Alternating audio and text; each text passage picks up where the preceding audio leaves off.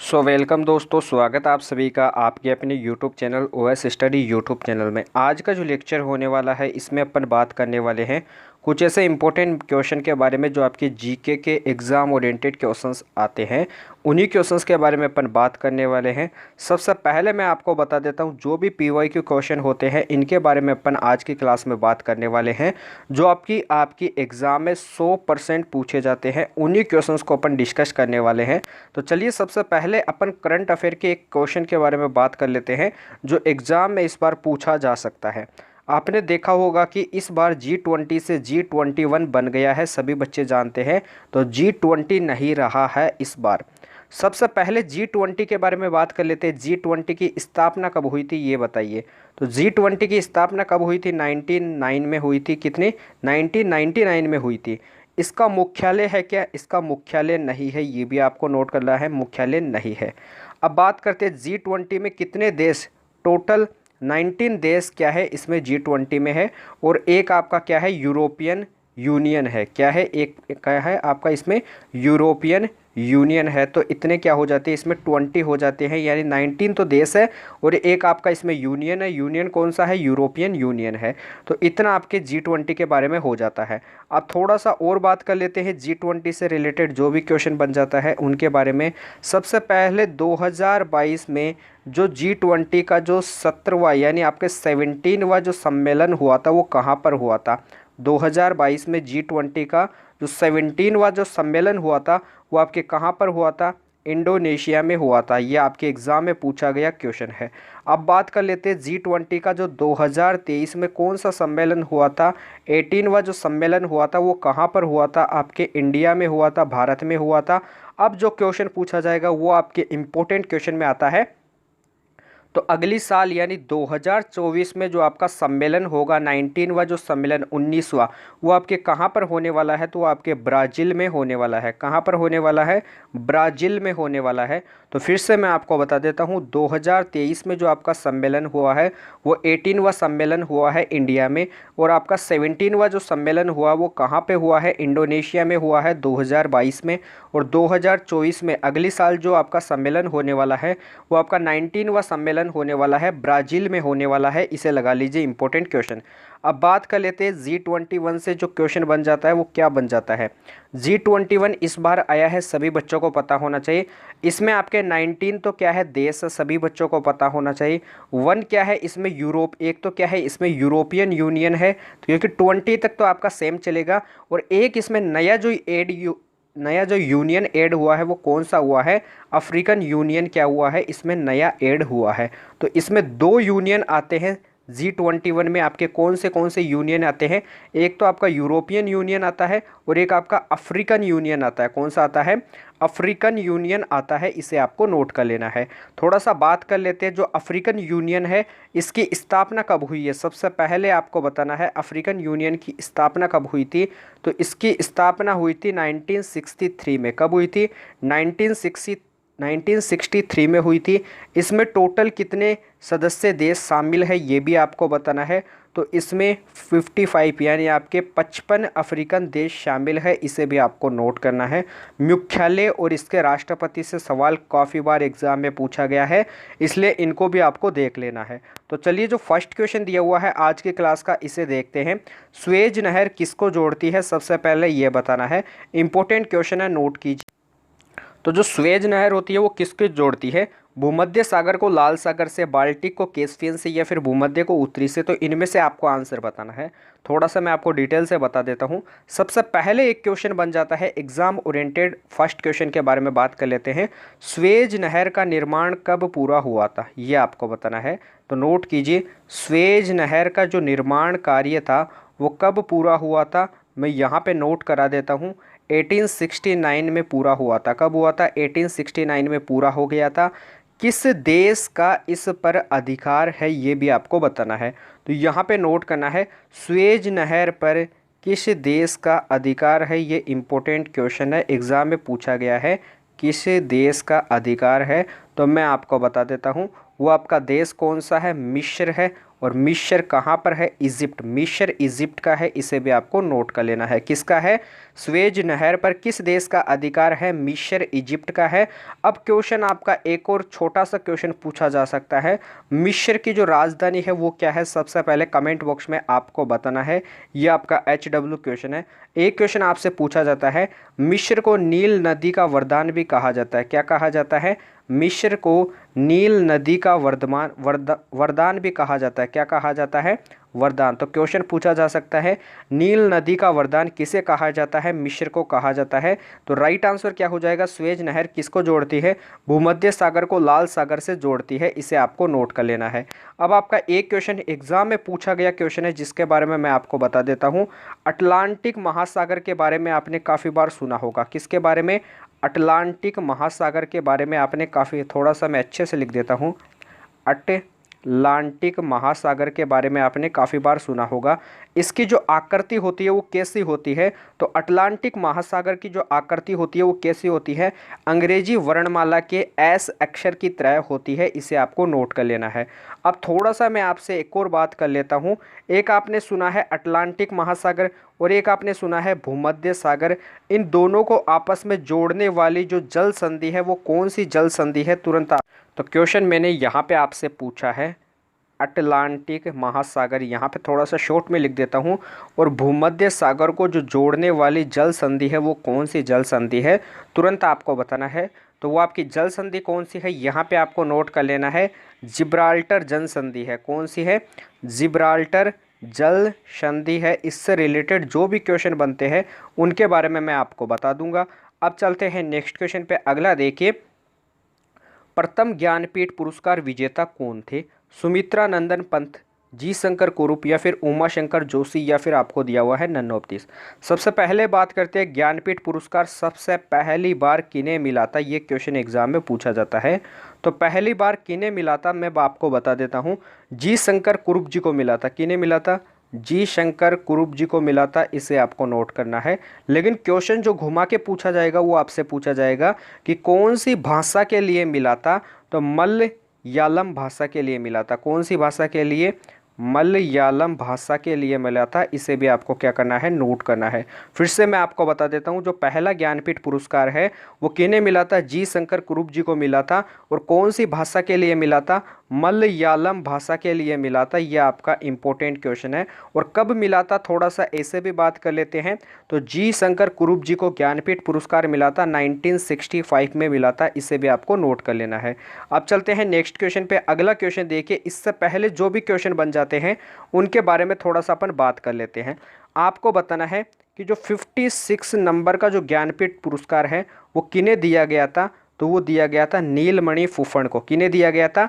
नीलमणि फुफन को दिया गया था। इसे आपको नोट कर लेना है। ये भी क्या है? इंपॉर्टेंट क्वेश्चन है। अब बात कर लेते हैं 57वां जो ज्ञानपीठ पुरस्कार है। सबसे पहले बात की 56वां ज्ञानपीठ पुरस्कार किन्हें मिला? नीलमणि फुफन को मिला। 57वां जो ज्ञानपीठ पुरस्कार है वो किन्हें मिला था? दामोदर मोझा को मिला था। किन्हें मिला था? दामोदर मोझा को मिला था। ये भी क्या है? इंपॉर्टेंट क्वेश्चन है, एग्जाम में काफ़ी बार पूछा जाता है। अब चलते हैं नेक्स्ट क्वेश्चन पे। जो अगला क्वेश्चन बन जाता है वो क्या बन जाता है? विश्व में बॉक्साइट का सबसे बड़ा उत्पादक देश कौन सा है? तो ये एग्जाम में क्वेश्चन पूछे जाते हैं। इनसे रिलेटेड जो भी आपके उत्पादक से रिलेटेड क्वेश्चन बन जाते हैं वो मैं आपको बता देता हूँ। जैसे बॉक्साइट से आपसे पूछा जा सकता है, विश्व में गेहूं का जो सबसे बड़ा उत्पादक है वो कौन सा है? ये आपको बताना है। दूध का उत्पादक कौन सा है? कॉफ़ी का उत्पादक कौन सा है? और आपके तांबे का उत्पादक कौन सा है? बॉक्साइट के बारे में तो थोड़ा सा अपन बात करेंगे, लेकिन तांबे के बारे में भी अपन बात कर लेते हैं। तो गेहूं का जो उत्पादक है वो कौन है? चीन है। इसे आपको नोट कर लेना है। दूध का उत्पादक कौन सा है? आपका इंडिया है, भारत है। कॉफ़ी का उत्पादक कौन सा है? ब्राज़ील है। इसे भी आपको क्या कर लेना है? नोट कर लेना है। और तांबे का उत्पादक कौन सा है? चिली है। इसे भी आपको नोट कर लेना है। क्या है? चिल्ली है। इसे भी नोट कर लेना है। और बॉक्साइट का जो सबसे बड़ा उत्पादक देश है वो कौन सा है? ऑस्ट्रेलिया है। इनमें कोई सा भी आपका ऑप्शन नहीं दे रखा है, तो एक ऑप्शन को आपको कट करके लिख लेना है, ऑस्ट्रेलिया। तो बॉक्साइट का जो उत्पादक देश है वो कौन सा है? ऑस्ट्रेलिया है, नोट कर लीजिए, राइट आंसर डी ऑप्शन। अब चलते हैं अगले क्वेश्चन पे। जो अगला क्वेश्चन दिया हुआ है इसे देखिए, सर्वाधिक फीफा वर्ल्ड कप जीतने वाली जो टीम है वो कौन सी है, कमेंट बॉक्स में तुरंत आप। तो जीतने वाली जो टीम है वो कौन सी है, मैं आपको बता देता हूँ, वो आपकी ब्राज़ील है। कौन सी है, ब्राज़ील है। ब्राज़ील ने कितनी बार फीफा वर्ल्ड कप जीता है, तो ये भी मैं आपको बता देता हूँ, 5 बार फीफा वर्ल्ड कप जीता है। कितनी बार, 5 बार इन्होंने फीफा वर्ल्ड कप को जीता है। अगला देखिए, ब्राज़ील में कॉफ़ी के बागान को क्या कहा जाता है, फेजेंडा या फिर फेजेंडस आप बोल सकते हो, ऐसे भी आप नोट कर सकते हो। फेजेंडा भी लिख सकते हो या फिर आप इससे रिलेटेड फेजेंडस भी लिख सकते हो। दोनों में से कोई सा भी आपको यदि ऑप्शन दिखाई देता है तो उसको आप क्लिक कर सकते हो। तो फेजेंडा किसको कहा जाता है, ब्राज़ील में कॉफ़ी के बागानों को कहा जाता है। कॉफ़ी बंदरगाह के नाम से किसे जाने जाता है, किसे जानते हैं बताना है। तो कॉफ़ी बाग बंदरगाह के नाम से किसे जाना जाता है, सेंटोस को जाना जाता है। किसे जाना जाता है, सेंटोस को जाना जाता है। सेंटोस कहाँ पर है, ब्राज़ील में है, इसे भी आपको नोट कर लेना है। कहाँ पर है, ब्राज़ील में है। तो इसे मैं थोड़ा सा अच्छे से लिख देता हूँ, किसे जाना जाता है, सेंटोस को जाना जाता है। इम्पोर्टेंट है, लगा लेना है। अब आपसे मैं एक क्वेश्चन पूछ लेता हूँ, जो ब्राज़ील है, ब्राज़ील में एक आपने नाम सुना होगा, ब्राज़ील से रिलेटेड एक नाम सुना होगा, रियो। ब्राज़ील में स्थान है रियो। तो रियो सम्मेलन कब हुआ था, ये क्वेश्चन पूछा गया है।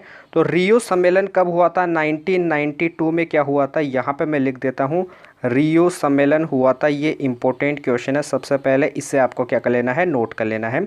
रियो सम्मेलन को ही एक और नाम से जाना जाता है, पहला पृथ्वी सम्मेलन। क्या जाना जाता है, पहला पृथ्वी सम्मेलन। तो क्वेश्चन पूछा जा सकता है, पहला पृथ्वी सम्मेलन कब हुआ था, 1992 में हुआ था। इसे भी आपको नोट कर लेना है। नेक्स्ट क्वेश्चन को देखते हैं। अगला क्वेश्चन देखिए, ग्रैमी पुरस्कार किस क्षेत्र में दिया जाता है, साहित्य, संगीत, विज्ञान। सबसे पहले बात करते हैं, एक पुरस्कार आपका कौन सा आता है, ग्रैमी पुरस्कार आता है फर्स्ट नंबर पे। फिर आपके सेकंड नंबर पे जो आपका पुरस्कार आता है वो कौन सा है, पुलित्जर पुरस्कार आता है। कौन सा आता है, पुलित्जर पुरस्कार आता है। इससे भी आपको क्या कर लेना है, नोट कर लेना है। सेकंड नंबर पे आपका पुलित्जर पुरस्कार आता है। थर्ड नंबर पे आपका कौन सा आता है, प्रित्जकर पुरस्कार आता है। कौन सा आता है, प्रित्जकर पुरस्कार आता है। इससे भी आपको नोट कर लेना है। ग्रैमी पुरस्कार किस क्षेत्र में दिया जाता है, म्यूजिक क्षेत्र में दिया जाता है, नोट कीजिए।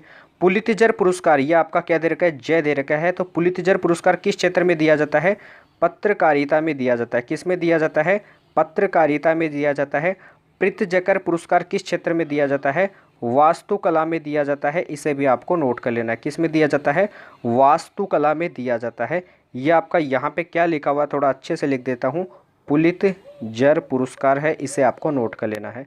कुछ और पुरस्कार रह जाते हैं जिनके बारे में बात करेंगे अपन। बीसी रॉय पुरस्कार किस क्षेत्र में दिया जाता है, ये भी आपको बताना है। तो बीसी रॉय जो पुरस्कार है वो आपके चिकित्सा क्षेत्र में दिया जाता है, मेडिसिन के क्षेत्र में दिया जाता है। इसे भी आपको नोट करना है, चिकित्सा क्षेत्र से संबंधित होता है। इंपॉर्टेंट क्वेश्चन है, एग्जाम में भी पूछा जाता है।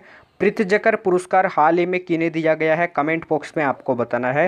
तो यहाँ से ग्रैमी पुरस्कार किस क्षेत्र में दिया जाता है, संगीत क्षेत्र में दिया जाता है। नेक्स्ट क्वेश्चन को देखते हैं। अगला क्वेश्चन देखिए, नॉर्वे की राजधानी क्या है, ये इंपॉर्टेंट क्वेश्चन है। क्या है, नॉर्वे की राजधानी क्या है। इससे पहले आपको बताना है कि एकमात्र भारतीय कौन है जिन्हें प्रित्जकर पुरस्कार मिला है, कमेंट बॉक्स में तुरंत बताइए। एकमात्र भारतीय कौन है जिन्हें कौन सा पुरस्कार मिला है, प्रित्जकर अवार्ड मिला है, नोट करना है, इंपॉर्टेंट क्वेश्चन है। तो उनका नाम क्या है, बालकृष्ण दोषी। क्या है, बालकृष्ण दोषी को मिला है, नोट कर लेना है। ये क्या है, इंपॉर्टेंट क्वेश्चन है, एग्जाम में भी काफ़ी बार पूछा जाता है। नॉर्वे की राजधानी क्या है, सबसे पहले आपको ये बताना है। सबसे पहले बात कर लेते हैं, जो ओटावा है वो किसकी राजधानी है, कनाडा की राजधानी है। किसकी है, कनाडा की। वेलिंगटन जो है वो किसकी राजधानी है, न्यूजीलैंड की राजधानी है। इसे भी आपको नोट करना है, किसकी है, न्यूजीलैंड की राजधानी है। कैनबरा जो है वो किसकी राजधानी है, ऑस्ट्रेलिया की राजधानी है। इसे भी आपको क्या कर लेना है, नोट कर लेना है। ओस्लो जो है वो किसकी राजधानी है, नॉर्वे की राजधानी है। Right answer is the D option. अब थोड़ा सा अपन बात कर लेते हैं कुछ और राजधानी के बारे में। जैसे सर्बिया की जो राजधानी है वो क्या है, सबसे पहले ये पूछा जाता है। तो सर्बिया की जो राजधानी है वो क्या है, बेलग्रेड है। क्या है, बेलग्रेड है। इसे आपको नोट कर लेना है, इंपॉर्टेंट क्वेश्चन है। तुर्की की राजधानी क्या है, इसे भी आपको नोट करना है। तो तुर्की की राजधानी क्या है, तुर्की की राजधानी है अंकारा। क्या है, अंकारा है, इसे भी आपको नोट कर लेना है। कुछ और मैं आपको जैसे बता देता हूँ, ऑस्ट्रिया की राजधानी क्या है ये भी आपको नोट करना है। ऑस्ट्रिया की जो राजधानी है वो क्या है, तो ऑस्ट्रिया की राजधानी क्या है, वियना है, इसे भी आपको क्या करना है, नोट करना है। और जैसे इंपॉर्टेंट, जैसे कजाकिस्तान की राजधानी क्या है, अस्ताना है। इंडोनेशिया की जो नई राजधानी होने वाली थी वो कौन सी थी, और पुरानी राजधानी क्या है, जकार्ता है। अब बात करते हैं नेक्स्ट क्वेश्चन पे। अगला क्वेश्चन देखिए, नेक्स्ट क्वेश्चन दिया हुआ है, इसे देखिए। मॉन्ट्रियल प्रोटोकॉल कब और कहाँ हुआ था? 12 सितंबर 1987 में फ्रांस, या फिर आपका सेकंड ऑप्शन, थर्ड ऑप्शन और आपका फोर्थ ऑप्शन। चारों ऑप्शन आपको दे रखे हैं, तो इनमें से बताना है कि मॉन्ट्रियल जो आपका प्रोटोकॉल है वो कब हुआ था। तो मैं आपको बता देता हूँ, ये आपके 16 सितंबर 1987 में कनाडा में हुआ था। और इसको मैं आपको बता देता हूँ, ये जो प्रोटोकॉल था वो किसके लिए हुआ था, ओजोन परत के संरक्षण के लिए हुआ था, इसे भी आपको नोट कर लेना है। इसी बात पर आपको एक क्वेश्चन का जवाब देना है, इस क्वेश्चन को आपको नोट करना है, स्क्रीनशॉट ले लीजिए। फिर चलते हैं अपन अगले क्वेश्चन पे। ओपेक का फुल फॉर्म क्या होता है, इसे आपको बताना है। ओपेक का फुल फॉर्म, इसका मुख्यालय कहाँ पर है, वियना में है, इसे भी आपको नोट करना है। कहाँ पर है इसका मुख्यालय, वियना में है। इसकी स्थापना कब हुई थी, सबसे पहले ये बताना है। तो इसकी स्थापना हुई थी 1960 में हुई थी। कब हुई थी, 1960 में हुई थी। और ये क्या है, इसका हेड क्वार्टर है, इसे भी आपको नोट करना है, मुख्यालय है। तुर्की जो है वो कौन से दो महाद्वीपों में आता है, एशिया और यूरोप महाद्वीप में आता है। नेक्स्ट क्वेश्चन को देखते हैं। निम्न में से भारत रत्न पाने वाले पहले संगीतकार कौन थे? पंडित रविशंकर, एम.एस. सुब्बुलक्ष्मी, पंडित भीमसेन जोशी, या फिर लता मंगेशकर। तो इनमें मैं सबसे पहले आपको बता देता हूँ भारत रत्न के बारे में। तो पहले भारत रत्न पाने वाले जो संगीतकार थे वो कौन थे? सबसे पहले बात करते हैं, पंडित रविशंकर को कब मिला था, 1999 में मिला था, इसे आपको नोट करना है, भारत रत्न। एम.एस. सुब्बुलक्ष्मी को कब मिला था, 1998 में मिला था, इसे भी आपको नोट करना है। पंडित भीमसेन जोशी को कब मिला था, 2009 में मिला था, नोट कीजिए। और लता मंगेशकर जी को कब मिला था, 2001 में मिला था। तो सबसे पहले किन्हें मिला था, एम.एस. सुब्बुलक्ष्मी जी को मिला था। राइट आंसर बी ऑप्शन हो जाएगा। तो यहाँ से फिर से मैं आपको बता देता हूँ, पंडित रविशंकर को कब मिला था, 1999 में, इनको 1998 में, इनको कब मिला था, 2009 में मिला था, और इनको कब मिला था, 2001 में मिला था, और इनको कब मिला था, 2009 में मिला था। इन्हें मिला था 1998 में मिला था, इन्हें मिला था 1999 में मिला था। अब बात करते हैं, पंडित भीमसेन जोशी जो है वो कौन से वाद्य यंत्र से संबंधित है? तो इनका जो वाद्य यंत्र है वो कौन सा है, शहनाई है। तो सितार से कौन संबंधित है? पंडित रविशंकर का जो संबंध है वो कौन से वाद्य यंत्र से है, सितार से है, इसे भी आपको नोट कर लेना है। अब चलते हैं नेक्स्ट क्वेश्चन पे। अगला क्वेश्चन देखिए, चारागाह है, यानी जो घास के मैदान होते हैं, घास के मैदान को पंपाज कहाँ पर कहा जाता है? दक्षिण अमेरिका में, अफ्रीका में, ब्रिटेन में, या फिर संयुक्त राज्य अमेरिका में। तो इनमें से बताना है कि पंपाज कहाँ पर कहा जाता है। सबसे पहले यहाँ पे मैं आपको एक पॉइंट डला देता हूँ, घास के मैदान, पॉइंट डाल लेना है, घास के मैदान। सबसे बात कर लेते हैं पंपाज, घास के जो मैदान होते हैं इनको पंपाज नाम से कहाँ पर जाना जाता है, डाउन्स के नाम से कहाँ पर जाना जाता है, इसे भी आपको नोट कर लेना है। और एक आपका होता है पुस्ताज, क्या होता है, पुस्ताज के नाम से भी कहाँ पर जाना जाता है। एक होता है वेल्डस, क्या होता है, वेल्डस, इसे भी आपको नोट कर लेना। थोड़ा बात इनके बारे में बात करते हैं। पंपाज जो होता है वो अर्जेंटीना में जाना जाता है, नोट करना है। डाउन्स जो होता है वो कहाँ पर जाना जाता है, ऑस्ट्रेलिया में जाना जाता है, नोट करना है, ऑस्ट्रेलिया में। पुस्ताज जो होता है, पुस्ताज होता है वो आपके हंगरी में जाना जाता है। कहाँ पर जाना जाता है, हंगरी में जाना जाता है। पुस्ताज घास के मैदान होते हैं, डाउन्स घास के मैदान होते हैं, पंपाज घास के मैदान होते हैं। एक आपका क्या होता है, वेल्डस होता है, और एक क्या होता है, स्टेपी होता है। दो घास के और मैदान होते हैं। एक क्या होता है, इसे आपको नोट करना है, वेल्डस जो घास के मैदान होते हैं, और एक होता है स्टेपी जो घास का मैदान होता है। स्टेपी जो घास के मैदान होते हैं वो आपके यूक्रेन में जाने जाते हैं, नोट करना है। और जो वेल्डस घास के मैदान है वो आपके साउथ अफ्रीका में, इसे भी आपको नोट कर लेना है। तो चारागाह पंपाज जो होते हैं वो कहाँ पर जाने जाते हैं, अर्जेंटीना में। अर्जेंटीना किसे कहा जाता है, दक्षिण अमेरिका को कहा जाता है। तो राइट आंसर क्या हो जाएगा, ए ऑप्शन हो जाएगा। अब चलते हैं नेक्स्ट क्वेश्चन पे। अगला क्वेश्चन देखिए, दादा साहेब फाल्के पुरस्कार सर्वप्रथम किसे मिला था, कमेंट बॉक्स में आपको बताना है। सबसे पहले बात कर लेते हैं कि दादा साहेब फाल्के पुरस्कार जो है सबसे पहले किन्हें मिला था? श्रीमती देविका रानी जी को मिला था। राइट आंसर क्या हो जाएगा? ए ऑप्शन हो जाएगा।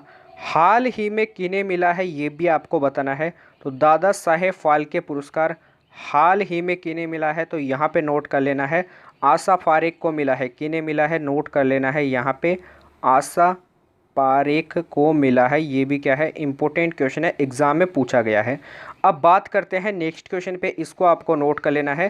पहले मिला था देविका रानी जी को, हाल ही में मिला है आशा पारेख को। नेक्स्ट क्वेश्चन देखिए, अगला क्वेश्चन क्या दिया हुआ है, इंपॉर्टेंट क्वेश्चन दे। तो अगला क्वेश्चन दे रखा है, पृथ्वी की सबसे लंबी पर्वतमाला कौन सी है? हिमालय पर्वतमाला, पश्चिम कोर्डिलेरा। तो इनके बारे में सबसे पहले थोड़ा सा अपन डिटेल से बात कर लेते हैं। जो भी डिटेल से इनसे क्वेश्चन बन जाते हैं इनके बारे में सबसे पहले अपन बात करेंगे नॉर्थ अमेरिका के बारे में। किसके बारे में बात करेंगे?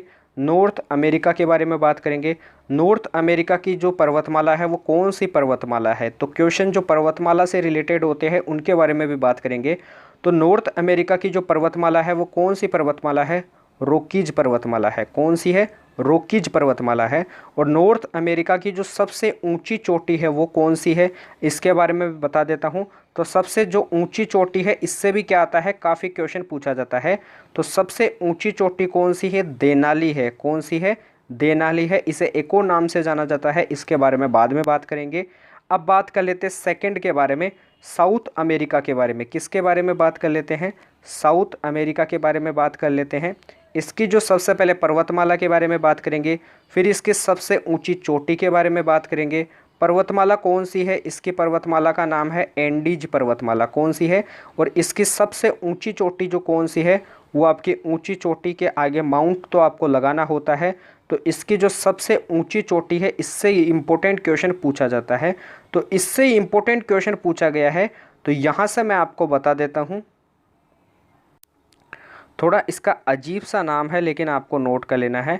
अकोन का गुआ क्या है? इसकी सबसे ऊंची चोटी है। लेकिन जो एंडीज जो है इसकी पर्वतमाला का नाम है, नोट करना है। अब थोड़ा सा बात कर लेते हैं अफ्रीका महाद्वीप के बारे में। किसके बारे में बात कर लेते हैं? अफ्रीका महाद्वीप के बारे में बात कर लेते हैं। इसकी पर्वतमाला का जो नाम है वो क्या है? यहाँ पे मैं आपको नोट करा देता हूँ। इसकी पर्वतमाला का नाम है एटलस पर्वतमाला। कौन सी है? एटलस पर्वतमाला। और इसकी जो चोटी है वो कौन सी है? ये इम्पोर्टेंट चोटी है, किलिमंजारो। कौन सी है? किलिमंजारो। इसे आपको नोट कर लेना है, ये इंपॉर्टेंट क्वेश्चन है। एटलस इसकी पर्वतमाला का नाम है, किलिमंजारो इसकी सबसे ऊंची चोटी है। अब बात कर लेते हैं जो नेक्स्ट क्वेश्चन पूछा जाता है वो क्या पूछा जाता है? वो पूछा जाता है आपके ऑस्ट्रेलिया महाद्वीप से।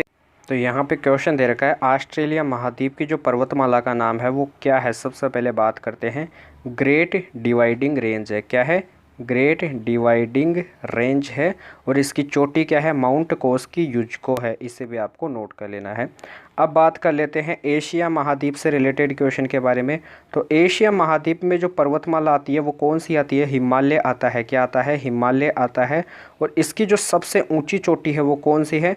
माउंट एवरेस्ट है। कौन सी है? माउंट एवरेस्ट है। इसे भी आपको नोट कर लेना है। एक आपका बच जाता है यूरोप महाद्वीप से, इसके बारे में मैं आपको बता देता हूँ। आल्प्स क्या है? इसकी पर्वतमाला का नाम है, इसे आपको नोट कर लेना है, इतना इम्पोर्टेंट नहीं है। तो जो क्वेश्चन दे रखा था इसके बारे में बात करते हैं। पृथ्वी की सबसे लंबी पर्वतमाला का जो नाम है वो क्या है? यहाँ पे सबसे पहले अपने को क्वेश्चन दे रखा है एंडीज पर्वत। कौन सी है? एंडीज पर्वत है। तो आज की क्लास को अपन यहीं पे एंड करते हैं। आज की क्लास में अपन ने काफ़ी इंपॉर्टेंट PYQ क्वेश्चन के बारे में बात की है जो आपके एग्ज़ाम में ज़रूर पूछे जाते हैं। इन्हीं क्वेश्चन से 100% एग्जाम में क्वेश्चन पूछे जाएंगे। तो यहीं से आपको रिवीजन करना है, सभी क्लासेस आपको अटेंड करनी है। अभी तक जिन बच्चों ने क्लास को लाइक नहीं किया तो तुरंत क्लास को लाइक कीजिए। चैनल को जिन बच्चों ने सब्सक्राइब नहीं किया है तो चैनल को सब्सक्राइब कर लीजिए। बेल आइकन को प्रेस कीजिए। डिस्क्रिप्शन में टेलीग्राम चैनल का लिंक दिया हुआ है, इसे भी आपको ज्वाइन करना है। टेलीग्राम चैनल से क्या होता है, काफ़ी एग्जाम ओरिएंटेड क्वेश्चंस की PDF मिल जाती है जहां से आपका रिवीजन काफ़ी आसानी से हो जाता है। लाइक एंड सब्सक्राइब करना आपको ज़रूर कंपलसरी होता है क्योंकि इन्हीं से हमें भी मोटिवेशन मिलता है और आपको ऐसे इंपॉर्टेंट क्वेश्चन से आपको भी अधिक मोटिवेशन मिलता है। तो अपन कल मिलते हैं ऐसे बेहतरीन सेशन के साथ। तब तक के लिए जय हिंद, जय भारत, धन्यवाद।